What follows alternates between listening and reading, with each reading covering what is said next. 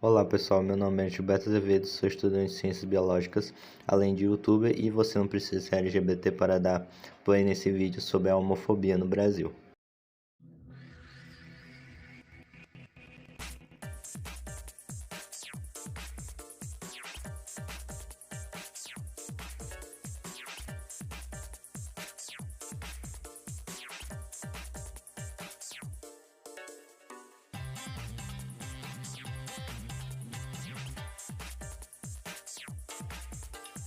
E em comemoração ao Dia Mundial do Orgulho LGBTQIA+, nosso episódio de hoje será sobre os direitos da comunidade LGBT no Brasil, mais especificamente sobre o crescente aumento da homofobia no país.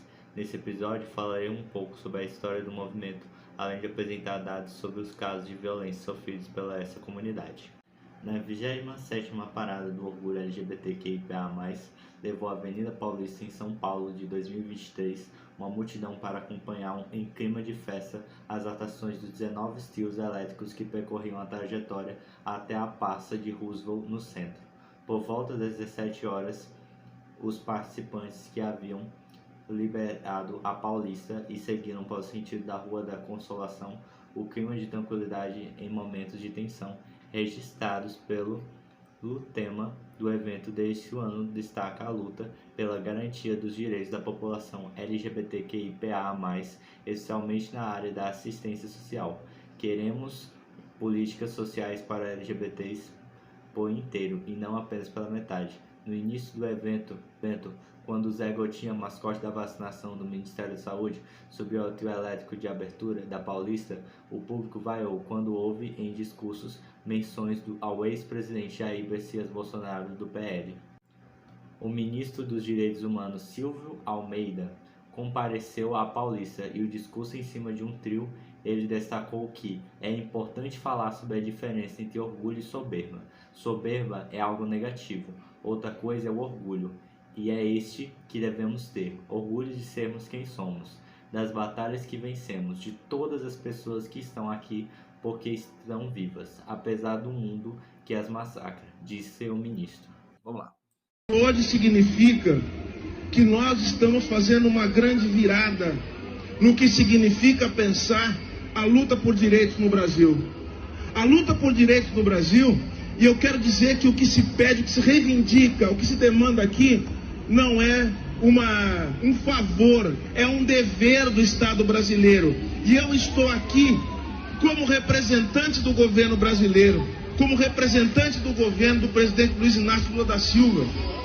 E quero dizer o seguinte: é dever do Estado brasileiro zelar pela saúde, garantir educação, garantir que todas as pessoas tenham acesso a emprego e renda de forma digna. E essa é a luta que nós temos que fazer, é o acesso aos serviços públicos de qualidade. Portanto, senhoras e senhores, tenham orgulho. Saibam exatamente que vocês estão lutando pela unidade, pela verdadeira democracia no Brasil. E saibam que é dever do Estado brasileiro garantir que vocês tenham o direito de existir dignamente. O direito de existir e de amar como vocês devem amar, como vocês quiserem amar. Isso é a essência da liberdade. E é isso a liberdade que nos interessa. Não é a liberdade de agredir as pessoas, não, de ofender. É a liberdade de existir tal como nós queremos existir. Senhoras e senhores, viva o Brasil, viva a democracia, viva o orgulho! Agora eu vou falar um pouco sobre a origem da data. A data é celebrada no dia 28 de junho em homenagem ao movimento conhecido como Revolta de Stonewall. Eu já falei dessa revolta no meu podcast sobre o movimento LGBTQIA+, mas vou fazer um pequeno resumo para este vídeo. Criado nos Estados Unidos em 1969, a época em qual a homossexualidade era considerada crime, o bar de Stonewall Inn ficou reconhecido como o ponto de encontro das pessoas LGBTQIA+, em Nova York. Por isso, era frequentemente invadido por policiais, mesmo que os tais crimes não fossem comprovados. Naquele ano de 28 de junho, a polícia invadiu o espaço pela terceira vez na mesma semana. sob o pretexto de ilegalidade de bebidas alcoólicas. Nesse dia, agrediu e perdeu vários funcionários e frequentadores gays, transexuais, lésbicas e drag queens. A situação foi tão revoltante e violenta que, na manhã seguinte, a comunidade LGBTQIA+, se reuniu nas ruas do bairro e armou um grande protesto pelo direito e orgulho de ser parte da comunidade contra a polícia. A partir desse momento, parte da comunidade gay de Nova York, que até então se escondia, foi às ruas protestar nos arredores de Stonewall Inn durante 6 dias. Pela manhã, quando o último policial deixou Stonewall Inn, a gerência do bar colocou um aviso em que o local ia funcionar normalmente, e assim o fez, mas os manifestantes foram para as ruas novamente protestar por seus direitos naquela e nas noites seguintes. Os manifestantes demonstravam o orgulho de ser quem eram e provocavam a ordem à polícia, como relata o jornal Lucian Tosco IV na reportagem sobre a revolta publicada no jornal Village Voice. Mãos dadas, beijos e posses acentuavam cada um dos aplausos com uma libertação homossexual que havia aparecido apenas vulgarmente na rua antes, escreveu ele. Em 2015, a prefeitura de Nova York tornou o bar monumento histórico da cidade. Um ano depois, o ex-presidente Barack Obama decretou que o bar seria o primeiro monumento nacional aos direitos LGBTs. Desse modo linear, progressivo e centralizado de compreender e relatar a história faz com que assumamos certas narrativas como principais ou únicas, e não é conscienticidade que essas sejam quase sempre protagonizadas por gays e lésbicas brancos, cisgêneros e de classe média. É bastante simbólico que a cronologia dos movimentos LGBTQIA+, no Brasil tenham como modelo os Estados Unidos, reflexo de extensão do colonialismo nos nossos modos de ver, saber ou relatar o mundo. Nossa luta não começou em Stonewall, ela vem de muito antes, formada na resistência dos corpos das figuras como Chica Monicongo, Tibira do Maranhão e Filipa de Souza. Chica Monicongo foi a primeira pessoa documentada como travesti na história do Brasil, devido a uma única denúncia feita contra ela no Tribunal do Santo Ofício em 1591. Angolana, foi trazida ao Brasil como escravizada e viveu em Salvador, onde trabalhou como sapateira. Após a denúncia, Chica precisou abrir mão de suas roupas femininas e de seu nome para escapar da pena de morte. E em 1614, de acordo com o sociólogo e antropólogo Luiz Monte, um índio tupinambá foi executado por um tiro de canhão com a anuência da Igreja Católica em razão de sua orientação sexual, na época entendida como prática sodomita. Monte o nomeou de Tibira do Maranhão, por Tibira ser o termo utilizado por indígenas do grupo linguístico Tupi-Guarani para se referir aos sujeitos de práticas homossexuais. Já Filipa de Souza foi uma portuguesa condenada por práticas nefastas e pecado nefasto de sodomia entre mulheres pelo Tribunal do Santo Ofício em 1591.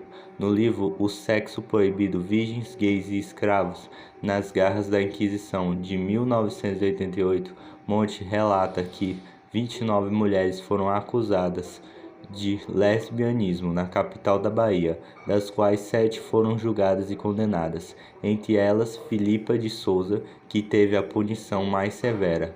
Presa nos calabouços da Casa da Inquisição, ela foi retirada de lá em 26 de janeiro de 1592, quando foi obrigada a fazer um cortejo de humilhação até a igreja de Sé, onde foi condenada e atada ao pelourinho e açoitada. Essa nossa organização, essas nossas ancestralidades LGBTQIA+, se fazem presentes e vivas na formação de coletivos e organizações políticas, a exemplo do coletivo indígena Tibira, composto por jovens indígenas LGBTQIA+, das etnias Tuxa, Boê, Bororô, Guarajara, Tupi-Quiri e Terená, dos estados do Mato Grosso do Sul, Mato Grosso, Espírito Santo, Bahia, Pará, São Paulo e Maranhão. O coletivo busca visibilizar narrativas de indígenas, gays, lésbicas, bissexuais, trans e travestis. No Brasil, o movimento LGBT começa a se envolver a partir da década de 70, no meio da ditadura civil-militar. As publicações alternativas LGBTs foram fundamentais para o desenvolvimento. Entre elas, duas se destacam os jornais Lampião de Esquina e Xana com Xana. O Lampião de Esquina foi fundado em 1978 e era abertamente homossexual, embora abordasse também outras questões sociais ou periódicas. Frequentemente denunciava a violência contra LGBTs. Em 1981, um grupo de lésbicas fundou o Xana com Xana, que era comercialmente em Fairhouse Bar, frequentado por lésbicas. A venda do jornal não era aprovada pelos donos do local, que em 1983 expulsaram as mulheres de lá. E no dia 19 de agosto do mesmo ano, lésbicas, feministas e ativistas LGBTs se reuniram no Fairhouse, onde fizeram um ato político que resultou no fim da proibição da venda do jornal. Esse episódio ficou conhecido como Stonewall brasileiro, e por causa dele, no dia 19 de agosto, comemora-se o Dia do Orgulho Lésbico no estado de São Paulo. Na década de 80, a comunidade LGBT sofreu grande golpe no mundo todo. Uma epidemia de HIV matou muitos LGBTs e alterou significativamente a organização política do movimento. Assim, trouxe um novo estigma para a comunidade, agora vista como portadora de uma transmissora de uma doença incurável, na época chamada de câncer gay. As consequências dessa crise são sentidas até hoje. O ex-presidente Jair Messias Bolsonaro do PL nunca escondeu suas opiniões sobre os homossexuais e os demais membros da comunidade LGBT. Durante seus 27 anos na Câmara dos Deputados, Bolsonaro ganhou fama por discursos polêmicos e cheios de preconceito, denunciados por sua base conservadora. As falas do então deputado federal lhe renderam aparições no programas de TV, documentários e entrevistas para jornais e revistas, e os ajudaram a conquistar cada vez mais seguidores em projetar para um público maior. O próprio Bolsonaro já reconheceu que isso aumentava o seu alcance. Durante entrevistas coletivas com a Câmara, o deputado ironizou repórteres que faziam perguntas: "Parabéns, estamos promovendo." Na ocasião, Bolsonaro afirmou que homossexuais que têm que nos respeitar e que a minoria tem que se curvar perante a maioria. E eles levam para o lado que eu estou contra os homossexuais, eu estou me lixando para eles. Não existia essa quantidade enorme de homossexuais como temos hoje em dia. E eles não querem igualdade, eles querem privilégios. Eles querem nos prender porque nós olhamos torto para ele. Nos prender porque nós não levantamos de uma mesa para tirarmos nossos filhos menores de idade de ver dois homens ou duas mulheres se beijando na nossa frente. Como se no restaurante fosse o local de fazer isso. Eles querem privilégios. Eles querem se impor como uma classe à parte. Não vão encontrar sossego. E eu tenho imunidade para falar que sou homofóbico, sim. Com muito orgulho, se é para defender as crianças na escola. E no dia 2 de janeiro de 2022, um dos diretores do PT e da Fundação PCO Abamo, baixo da formulação ideológica do partido, postou no seu Twitter que o identitarismo é um erro e uma pauta criada por ativistas dos Estados Unidos e que não tem similaridade com questões brasileiras. A velha síndrome do colonizador que permeia setores progressistas confundem a questão central, a desigualdade, e se divorciam da realidade do povo, escreveu Albert Catalice, que já foi secretário nacional de comunicação do PT. No dia 7, Catalice voltou ao assunto com o seguinte post: o apoio incondicional às companheiras e companheiros do movimento antirracista, das mulheres e dos LGBTs e dos PCDS, pessoas com deficiência, está sempre firme. Agora disputa com a esquerda escatológica que afasta o povo das lutas e serve de instrumento para a direita. Está só começando.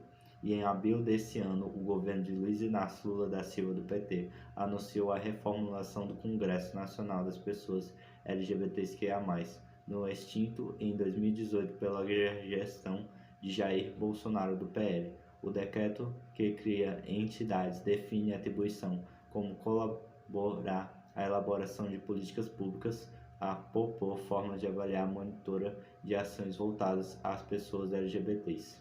Agora eu vou falar sobre os casos de homofobia mais recentes.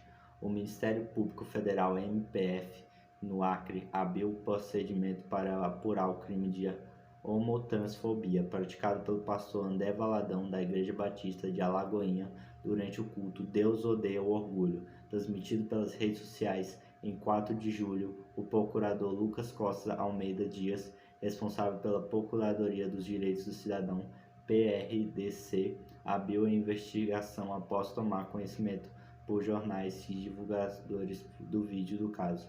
O MPF irá apurar o possível prática de homofobia nas falas do pastor, que durante a pregação aborda os valores cristãos e condena o casamento homoafetivo. O culto ocorreu em campus da igreja em Orlando, nos Estados Unidos. Se abriu para o casamento homossexual, homoafetivo, não é um mero casamento. Ai, mas eles se amam, Jorjão com Jorjão, Terezinha com Terezinha.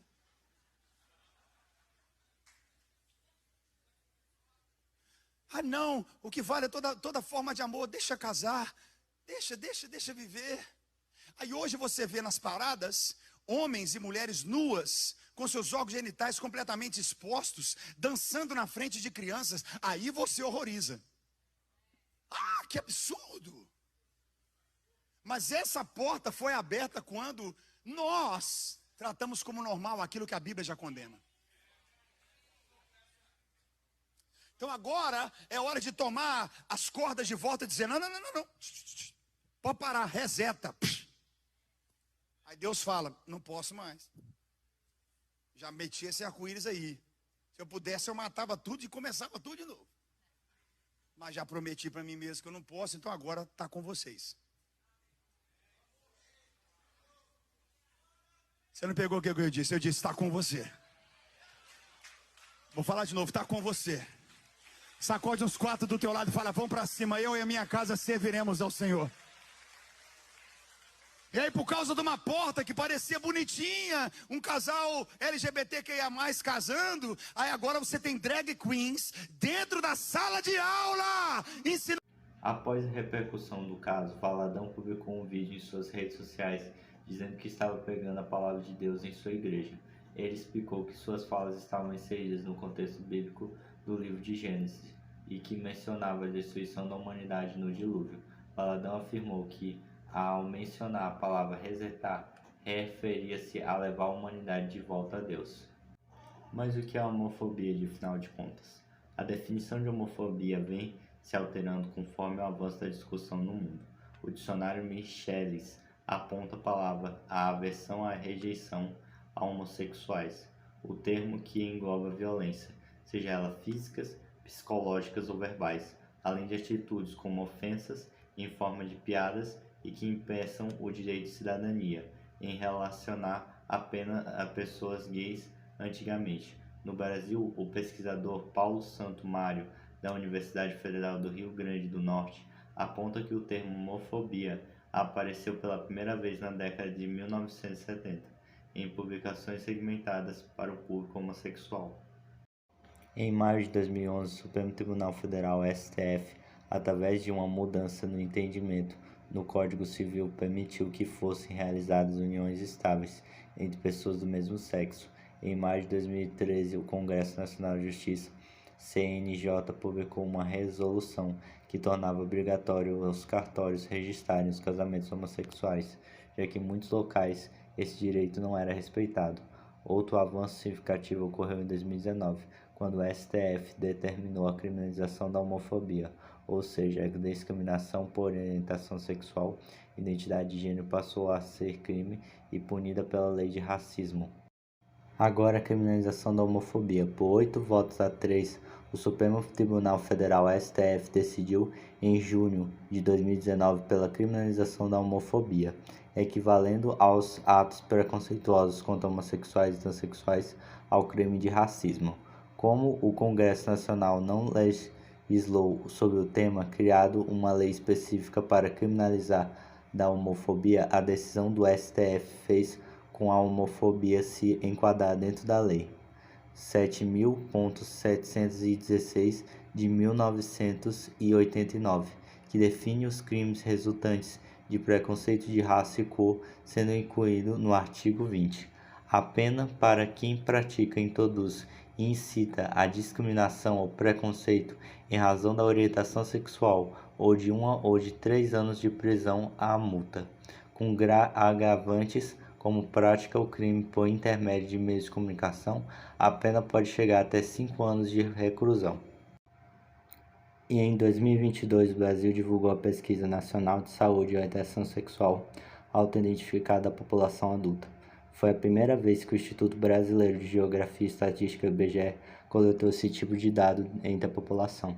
Segundo os números, 2,9 milhões de pessoas adultas se declaram lésbicas, gays ou bissexuais, segundo o IBGE, a associação que define os direitos LGBTQIA+. O número pode ser subnotificado por conta do estigma e o preconceito ainda presente na sociedade que podem trazer insegurança a quem responde esse tipo de levantamento.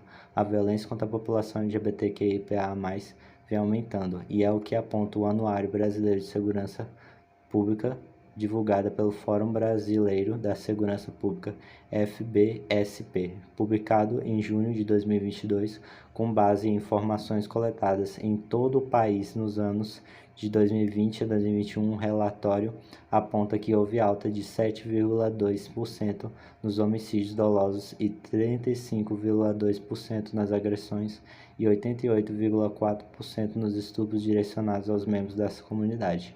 Em números absolutos, 179 pessoas foram assassinadas em 2021, outras 179 foram violentadas sexualmente e mais 1.719 sofreram agressões. Segundo o levantamento do Grupo Gay da Bahia, o GGB, divulgado em janeiro de 2023, o número de violência contra a população LGBTQIA+, no ano passado, apontam que pessoas gays foram 52% das vítimas e os travestis e transexuais são 42,96% das pessoas que sofreram violência. No âmbito religioso, a homofobia ocorre muitas vezes pois diversas crenças propagam ensinamentos anti-homossexuais. No cristianismo, comumente os fiéis interpretam passagens da Bíblia que estariam condenando as práticas homossexuais, considerando assim pecaminosas. No Brasil, de acordo com o IBGE, a população é majoritariamente cristã, com 86,6%, como demonstra o censo de 2010. As igrejas católicas ou cristãs e evangélicas muitas vezes acabam sendo intolerantes e propagam socialmente que os homossexuais são pecadores e através da palavra de Deus haveria uma cura para a homossexualidade. A ampla oposição ao PLC 122 de 2006 foi baseada na afirmação de que o projeto de lei afligiria a liberdade religiosa e de expressão. Pregações de pastores e padres em seus respectivos tempos, por exemplo, na visão de críticos, poderia ser enquadrada na definição e servia de base para a perseguição religiosa. Entretanto, apesar da comunidade LGBTQIA+, ainda sofrer muito preconceito, isso vem sendo contestado a alguns líderes religiosos católicos e cristãos, mas progressistas vêm se manifestando a favor da aceitação dos homossexuais. Você quer saber o que é o espinho na carne de um homossexual? Não é o seu desejo, é a homofobia, porque esse mundo está cheio de mensageiros de Satanás. Esse é o espinho na carne. É gente subindo ao púlpito, não para pregar amor, não para pregar graça, mas para pregar ódio. André Valadão, eu espero que você me ouça. Você está sendo um mensageiro de Satanás. Silas Malafaia, você está sendo um mensageiro de Satanás. Nós temos que dar nome aos bois. Sabe por quê? Porque senão o mundo pensa que a gente é tudo farinha do mesmo saco. Não. Aqui tem um povo que preferiu abraçar o evangelho do amor, o evangelho que não condena.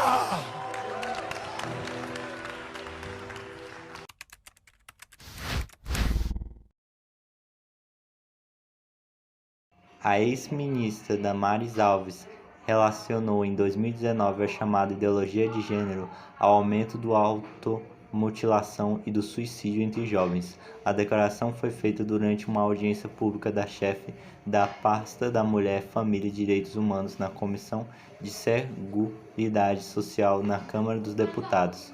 Abre aspas, todos vocês sabem que tenho uma posição muito clara quanto à ideologia de gênero, fecha aspas, afirmou. Abre aspas, nós não estamos obrigados contra a igualdade de salário entre homens e mulheres, porque eu fui para esse debate da ideologia de gênero, porque os médicos me provocaram, porque são os médicos e os pediatras que estão preocupados quando você diz que uma criança que ela tem 70 identidades de gênero para escolher, fecha aspas. Para religiosos que criaram a ideia de um complô global destinado a destruir a família e os papéis impostos pela sociedade a mulheres e homens são naturais e não devem mudar ao ser questionados. Em 2004, por exemplo, o religioso Joseph Aloysio Ratzinger, que posteriormente foi papa e ficou conhecido como Bento XVI, representando o lado mais conservador do catolicismo, escreveu um texto em nome do Vaticano no qual condenou tal ideologia de gênero. O documento responsabilizava o feminismo pela criação de uma rivalidade radical entre homens e mulheres e que causaria uma confusão prejudicial que tem sua implicação mais imediata e nefasta na estrutura da família. Isso inclui não só uma luta das mulheres, mas também os direitos da população LGBTQIA+, e até mesmo a garantia de educação sexual nas escolas e o combate à violência doméstica. Em certa medida, todos os avanços nesses setores são vistos como um risco de estrutura tradicional da sociedade capitalista e da família natural da Bíblia. Atualmente, a presença do discurso na sociedade foi piada e atinge inclusive as esferas políticas. No Brasil, por exemplo, o combate à ideia falsa da ideologia de gênero teve papel central no governo de Jair Messias Bolsonaro. Desde a campanha eleitoral de 2018, tanto o presidente como aliados e aliadas propagaram o risco do monstro inexistente inventado pela direita. A tendência de se repetir em outros países, uma pesquisa encomendada pelo Brasil de Fato ao coletivo Atacartes revelou que em 2017 a coerência do termo ideologia de gênero nas redes sociais era significativa na América Latina. Esse mesmo levantamento revelou que as ideias propagadas pela nova direita têm se aproximado temática com o que defendem grupos evangélicos e católicos. Na pauta estão juntamente a defesa da família e dos valores tradicionais. Agora, como combater a LGBTfobia? O fato de a questão LGBT aparecer cada vez mais nas mídias, por exemplo, aumenta a visibilidade desse grupo e permite diálogos sobre a LGBTfobia sejam iniciados. Com isso, questionamentos sobre como combater a intolerância contra LGBTs é mais comum. Uma das maneiras de combater a LGBTfobia é por meio de políticas públicas e instrumentos que possibilitam aos governantes promover ações em busca de garantias e direitos de diversos grupos da população. Entretanto, para que essas tais políticas públicas sejam efetivas, é necessário que o Estado realmente compreenda o problema da LGBTfobia. A tal compreensão sobre poder ser obtida por meio de dados. Como já foi mencionado, o Brasil falha em reconhecer informações e recolher sobre essa realidade da comunidade LGBT. E isso resulta na impossibilidade de pensar políticas públicas para combater a violência contra esse grupo. O aumento de atualmente, 2 projetos de lei estão sendo transmitidos em busca da criminalização da homofobia. Trata-se da sugestão número 5 de 2016, a qual objetiva a criminalização da discriminação por orientação sexual e identidade de gênero equivale ao crime de racismo. Além dessa, tem-se também o projeto de lei do Senado número 134 de 2018, que além de criminalizar a LGBTfobia, cria um estatuto de diversidade sexual e de gênero. Tal estatuto incluía, por exemplo, na educação sobre questões de sexualidade e gênero nas escolas. Mesmo com essas deficiências na obtenção de dados, o governo federal tem buscado realizar ações contra a LGBTfobia. Um exemplo famoso e polêmico foi o Programa do Brasil Sem Homofobia, lançado em 2004, que gerou a Iniciativa Escolar Sem Homofobia, e a ação constituía na distribuição de um material didático que orientaria os professores na tarefa de educar alunos sobre valores de respeito e paz e a não discriminação por orientação sexual. Em 2011, quando tal material estava prestes a ser lançado, a pressão de setores conservadores da sociedade aumentou e o governo acabou desistindo de distribuir o que ficaria conhecido como kit gay. O principal aumento daqueles que eram contra a iniciativa era que tal material incentivava a homossexualidade, a promiscuidade e a sexualização de crianças. Já as pessoas que apoiavam a distribuição do kit Escola Sem Homofobia defendem que a educação é o caminho mais rápido para o combate à LGBTfobia. O pedagogo Ricardo de Sinterlio, por exemplo, afirma que esse material faz recorte prático no que é preciso ser trabalhado na escola hoje. Como já dito, a ideia do kit Escola Sem Homofobia acabou sendo abandonada, mas isso não significa que todas as formas de combate à LGBTfobia devem ter o mesmo fim. E você, o que você acha que o poder público deveria fazer para deter a realidade dessa comunidade LGBT no Brasil? E com isso chegamos ao fim de mais um vídeo, pessoal. E muito obrigado por ter assistido até o final, pois esse vídeo deu muito trabalho de ser produzido. E muito obrigado por todo o apoio que você tem me dado, pois isso me incentiva a produzir mais conteúdo para o canal, para o podcast, para o blog. E valeu, pessoal, e falou!